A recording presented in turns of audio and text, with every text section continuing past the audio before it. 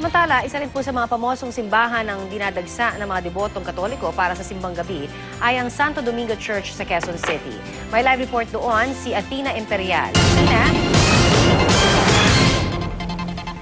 Good morning, Connie. Tulad sa ibang simbahan at katedral ay nag-umapaw din ang mga dumalo sa unang Misa de Gallo dito sa Santo Domingo Church sa Quezon City. Alas 4:30 ng umaga nang mag-umpisa ang misa rito. At bago mag-umpisa yung misa ay nagpatugtog ng mga Christmas songs at talagang napakaliwanag ng loob nitong simbahan. Sa dami nga ng tao, Connie, ay umabot na sa labas yung mga umattend nitong misa. Samantala sa homily naman ni Father, hiniling niya na kumplituhin ng mga Katoliko ang siyam na simbang gabi. Ito raw ay para ihanda spiritually ang sarili para sa pagdiriwang ng kapanganakan ni Jesus.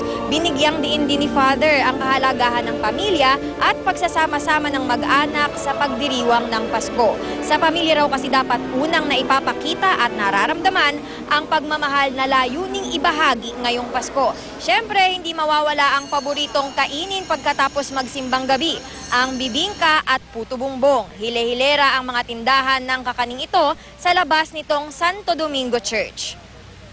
Sa ngayon, Connie, ay tapos na nga itong unang Misa de Gallo at kanina ay nagtanong tayo kung meron pa ba talagang willing na tapusin yung siyam na simbang gabi at nakakatuwa na marami-rami pa rin ang willing na gumawa nito para daw talagang ipanalangin yung kanilang mga kahilingan. At yan muna ang pinakahuling balita mula rito sa Quezon City. Connie?